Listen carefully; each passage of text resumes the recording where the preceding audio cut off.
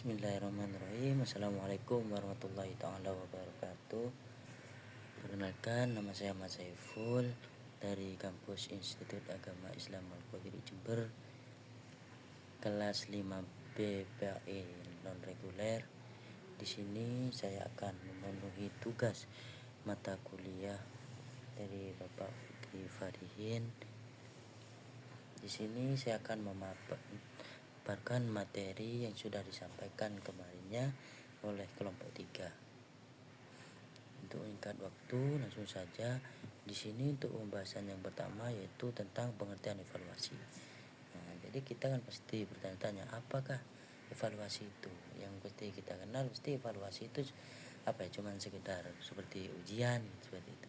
Jadi untuk evaluasi itu adalah suatu tindakan atau suatu proses untuk menentukan nilai daripada sesuatu.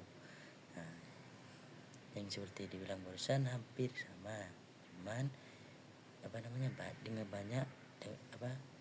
banyak cara, bukan cuma dengan ujian. Contoh, bisa menanyakan secara langsung, bisa memberikan hafalan dan lain sebagainya. Sesuai dengan pendapat tersebut, maka evaluasi pendidikan itu dapat diartikan itu sebagai tindakan atau suatu proses untuk menentukan nilai segala sesuatu dalam dunia pendidikan atau segala sesuatu yang ada hubungannya dengan dunia pendidikan. Contohnya seperti ketika di sekolah seperti itu. Tujuan evaluasi. Jadi evaluasi itu mempunyai tujuan. Apa saja tujuannya? Yang pertama, tujuan utamanya adalah yaitu melakukan evaluasi dalam pendidikan.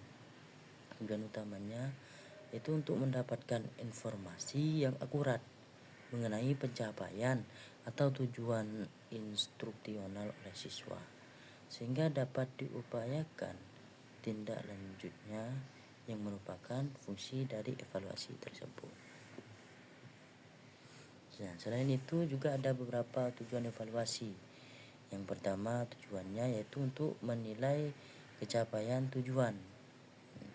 Contohnya ketika nanti punya siswa ketika menguasai ulangan, nanti akan melihat maksimalnya, contoh misal pelajaran PAI itu nilainya berapa.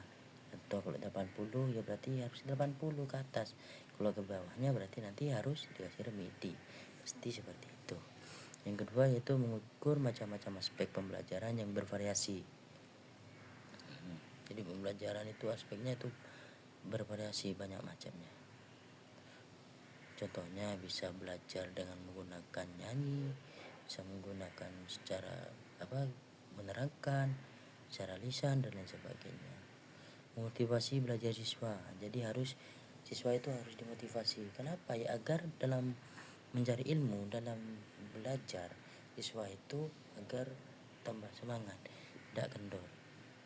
Yang keempat yaitu menjadi hasil evaluasi sebagai dasar perubahan kurikulum. Yang kelima yaitu menentukan tindak lanjut hasil penilaian. Jadi seperti itu. Jadi ada 5 tujuan evaluasi tersebut. Terus yang terakhir yaitu fungsi evaluasi. Dengan mengetahui tujuan evaluasi, apa saja tujuannya kan sudah disebutkan di barisan ya. Tujuan evaluasi itu ditinjau dari berbagai segi. Jadi tidak cuma ditinjau dari cuma segi, pokoknya dari segi evaluasi selektif umpama. Jadi tidak cuma selektif, itu banyak. Maka dengan cara lain dapat dikatakan bahwa fungsi evaluasi itu ada beberapa hal. Jadi evaluasi itu mempunyai beberapa fungsi, banyak fungsinya ya.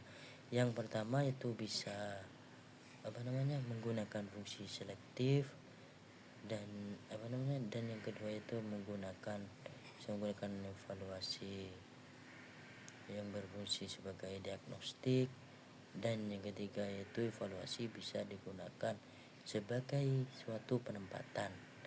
Dan yang terakhir yaitu evaluasi itu sangat-sangat bisa digunakan sebagai yaitu sebagai pengukuran suatu keberhasilan. Seperti apa?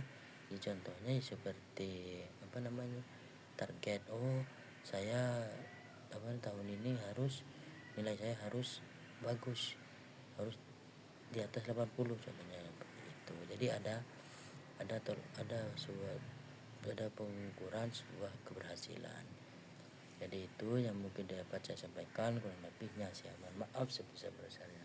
Wabillahi taufiq wal hidayah. Wassalamualaikum warahmatullahi wabarakatuh.